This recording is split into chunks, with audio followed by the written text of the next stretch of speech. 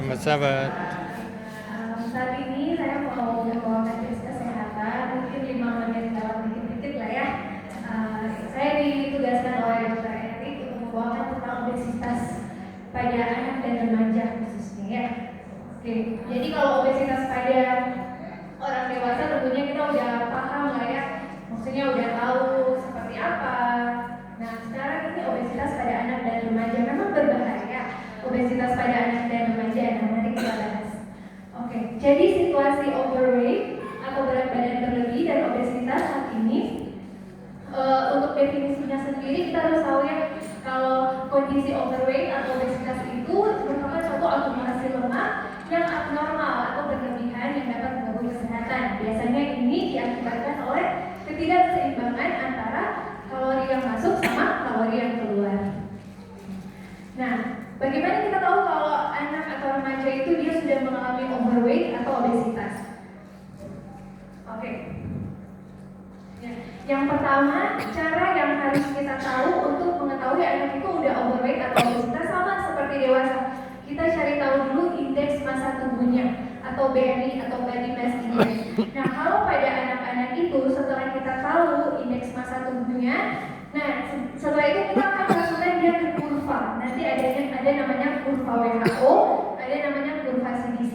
Kalau ibu-ibu yang punya anak, yang punya buku KIA di rumah yang warna pink, nah itu biasanya ada grafik kan, ada grafik perkembangan berat badan pada anak, ada yang warna pink, ada yang warna biru. Nah itu namanya kurva WHO. Biasanya kurva WHO ini kita gunakan pada anak di bawah 5 tahun, sedangkan di atas 5 tahun kita menggunakan namanya kurva CDC. Nah, untuk overweight dan obesitas ini sendiri dia ada perbedaannya.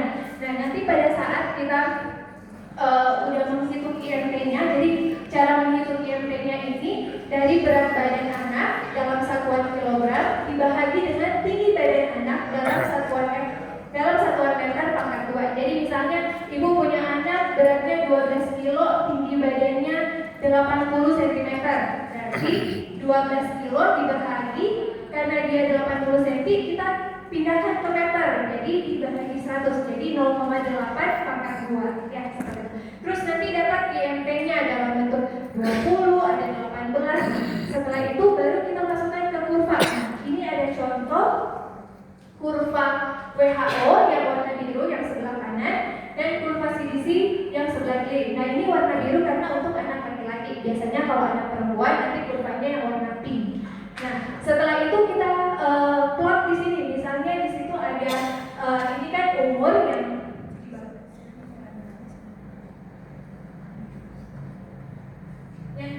yang di bawah ini, angka di bawah ini adalah usia. Kemudian yang di atas ini adalah IMT-nya atau BMI-nya. Nanti kita sesuaikan usianya berapa, terus IMT-nya berapa. Nanti kita akan dapat kalau misalnya ternyata kita plottingnya dia udah ada di atas garis orange ini atau +1, berarti anaknya itu udah beresiko overweight. Kalau kita plottingnya ternyata dia ada di atas +2 atau garis merah ini, berarti dia udah overweight. Kalau kita plottingnya dia udah ada di atas garis hitam ini, berarti anaknya sudah obesitas. Nah, ini hanya berlaku untuk anak sampai 2 tahun saja untuk pakai kurva ini. Kalau udah lebih dari 2 tahun, kita pakai kurvanya CDC ini. Nah, untuk kurva CDC ini yang BMI-nya atau IMT yang kita dapat, ini usianya. Terus garisnya ini pakai garis percentile. Jadi yang paling tengah ini ada persentil 50, 75, 85, 90, paling atas 95. Kapan kita katakan overweight? Kalau pas kita plotting usia terus BMI-nya itu sudah di atas persentil 85, berarti anaknya sudah overweight. Kalau dia di atas persentil 95, berarti dia sudah obesitas. Jadi di antara 85 sampai 95 itu berarti overweight. Kalau sudah di atas 95 baru obesitas. Kalau di bawah itu berarti dia masih normal. Oke, nah ini kalau pada orang dewasa. Jadi kalau pada orang dewasa itu kita nggak perlu plotting. Jadi berapa IMT yang kita dapat, langsung kita lihat udah ada klasifikasinya, udah ada kategorisasinya. Nah, ini kalau pakai WHO, ini kalau kita pakai yang standar Asia nasional, karena katanya kan orang Asia itu cenderung lebih kecil ya daripada bule-bule. Jadi biasanya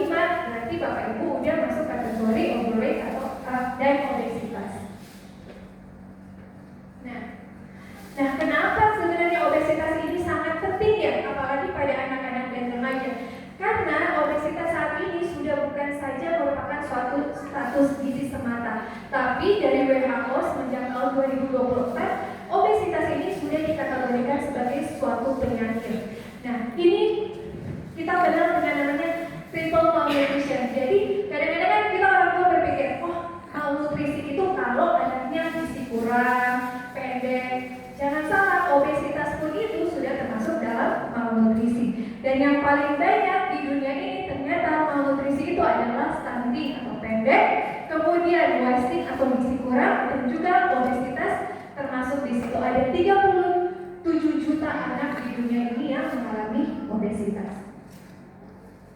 Nah, sebenarnya kenapa sih dari penelitian itu semakin hari ya angka obesitas pada anak itu semakin tinggi? Nah, kenapa? Ternyata setelah diteliti penyebab-penyebab obesitas itu dipengaruhi oleh yang pertama adalah lingkungan itu sendiri, yaitu perkembangan pesat restoran fast food. Makin kesini makanan fast food itu sudah makin banyak, terus iklan makanan yang tidak sehat, ada rendahnya air bersih ya di tempat-tempat tertentu, terus rendahnya ketersediaan makanan sehat, dan infrastruktur yang tidak mendukung untuk anak-anak melakukan aktivitas fisik atau olahraga. Nah, ini semuanya akhirnya menyebabkan perubahan pada pola makan. Akhirnya anak-anak sekarang makannya high fat, tinggi lemak, gula, dan juga garam, dan juga aktivitas yang rendah. Atau aktivitas sekarang yang rendah pada anak-anak itu dipengaruhi oleh gadget. Sekarang makin berkembang gadget, anak-anak mau melakukan aktivitas fisik. Zaman dulu mungkin masih sering main lompat tali di luar rumah, sekarang udah ada karena gadget, udah lebih sering duduk di rumah depan TV atau main gadget. Nah, akhirnya karena ini terjadi ketidakseimbangan ini, meningkatkan berat badan, akhirnya dia jadi overweight, kemudian jadi obesitas. Nah, beban obesitas itu apa sih sebenarnya dampaknya? Jadi anak-anak yang obesitas itu dia gampang terkena penyakit-penyakit yang seharusnya dia belum bisa dapat di usianya yang segitu. Contoh, saya punya pasien umur 15 tahun perempuan, dia itu belum obesitas, masih overweight. Dia nggak ada gejala apa-apa, dia datang ke poli anak, cuma gara-gara di sekolahnya itu ada pemeriksaan kesehatan, di screening gula darahnya itu 350 lebih, masih 15 tahun. Akhirnya ibunya bawa ke poli, nggak ada gejala apa-apa anaknya, jadi dia makannya biasa, makan cuma overweight, makanannya perempuan. Cuma di keluarganya memang ibunya ini punya riwayat DM. Akhirnya kita periksa lah gula darah puasanya, gula darah postprandial, sama HbA1c-nya. HbA1c-nya 9,7, normalnya itu di bawah 5,7, masih 15 tahun udah kena diabetes mellitus.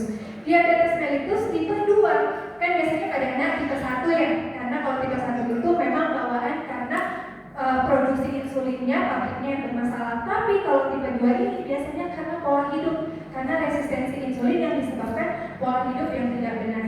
Nah, akhirnya sekarang anaknya itu 15 tahun udah harus suntik insulin tiap hari, minum obat gula. Kan sayang ya kalau seperti itu ya. Jadi obesitas ini nanti akan menyebabkan timbul penyakit yang tidak menular seperti hipertensi, diabetes mellitus, di mana penyakit tidak menular ini ternyata masuk dalam 10 besar penyebab kematian yang tinggi di Indonesia. Jadi memang menyeramkan ya ternyata ya. Jadi obesitas itu tidak bisa dianggap remeh karena nantinya dia akan berperan pada penyakit-penyakit yang tidak menular nantinya.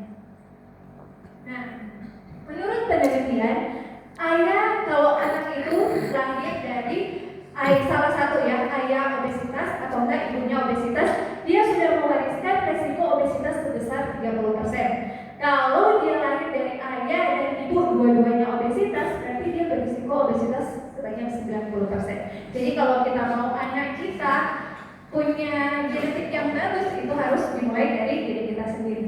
Anak yang sehat pun, healthy child pun itu nanti dia dapat menjadi orang dewasa yang obes karena pola hidup. Jadi kadang-kadang kan kita pikir, oh ya sudah masih muda, masih anak-anak, mau makan apa aja, metabolismenya masih bagus, jadi aman-aman, nanti kalau udah gede aja baru diatur.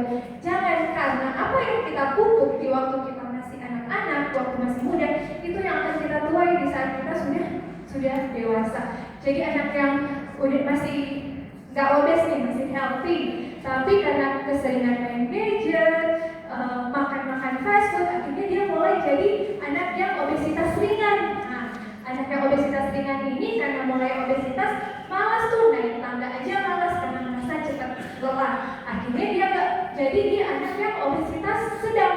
Nah, anak obesitas sedang ini kadang udah malas juga olahraga karena mungkin capek, berat badan mulai gemuk, jadi gampang lelah. Akhirnya malas olahraga, akhirnya jadi severe. Dari severe ini dia sudah jadi orang dewasa, akhirnya yang obes. Orang dewasa yang obes ini akhirnya dia punya komorbid kayak DM, hipertensi dan lain-lain sebagainya. Nah, ini beberapa komorbid dari obesitas pada anak. Jadi bisa jantung, bisa penyakit endokrin seperti DM, kemudian muskuloskeletal, ginjal, pencernaan, kemudian paru-paru juga, karena bisa gampang asma juga. Nah, terus tata laksananya gimana kalau misalnya ya udah terlanjur obesitas, overweight anak saya, berarti kita harus gimana? Prinsip untuk tata laksana obesitas itu pada anak dan remaja itu ada 4.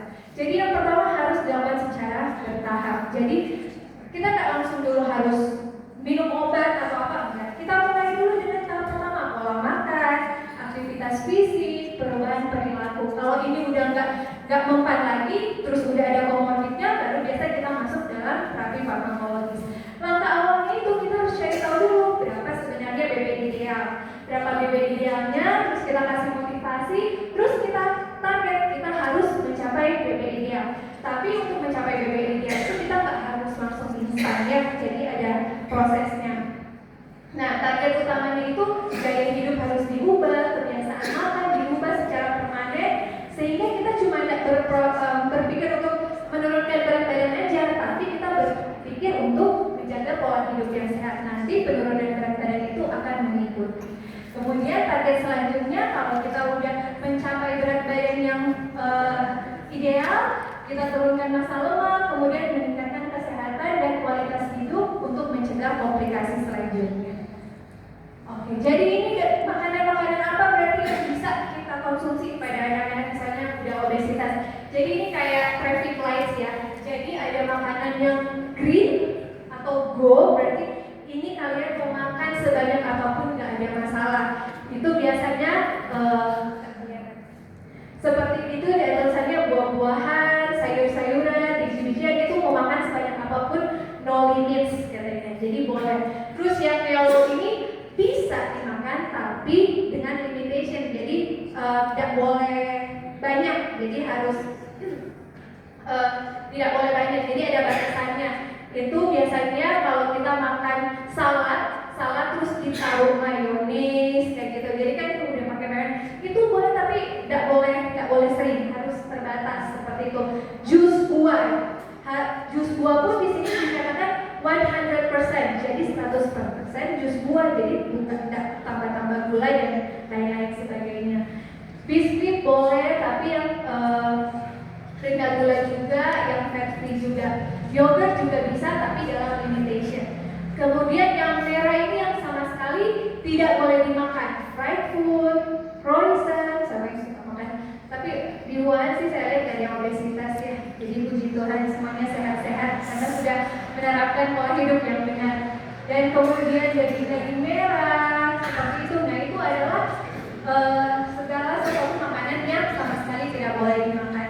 Nah, untuk serat sendiri itu ada rekomendasi harian untuk anak-anak di atas 2 tahun. Untuk satuan gram serat yang harus dikonsumsi adalah misalnya umurnya 3 tahun ditambah 5, berarti sekitar 8 gram sehari. Jadi pakai rumus ini biasanya kalau kita mau cari tahu untuk anak-anak serat yang diperlukan setiap hari itu berapa ya perlunya. Jadi umur ditambah dengan 5. Oke, sekarang aktivitas fisik ini juga yang paling penting ya. Jadi aktivitas fisik itu gak cuma buat anak-anak remaja atau orang dewasa, baik di bawah 1 tahun pun udah bisa aktivitas fisik. Dengan apa? Tummy time. Jadi dari bayi pun kita mengajarkan bayi itu tummy time itu udah ada aktivitas fisiknya dan harus dilakukan minimal 30 menit dalam sehari. Kemudian tidak boleh sama sekali ada screen time kalau di bawah 1 tahun, dan untuk kualitas tidurnya harus untuk 0 sampai 3 bulan 4 sampai 17 jam, dan di bawah dan 4 sampai 11 bulan itu 12 sampai 16 jam. Nah, untuk 1 sampai 2 tahun itu aktivitas fisiknya itu udah ada 2 jam dalam 1 hari. Kemudian untuk screen time-nya itu masih belum boleh juga. Sebenarnya tidak dianjurkan ya untuk anak-anak di bawah 2 tahun itu ada screen time-nya. Kemudian kualitas tidurnya juga 11 sampai 14 jam. Kemudian 3 sampai 4 tahun 2 jam sehari untuk physical activity. Sedentarinya dibatasi 1 jam saja dalam sehari untuk anak-anak 3 sampai 4 tahun, dan kualitas tidurnya harus 10 sampai 13 jam.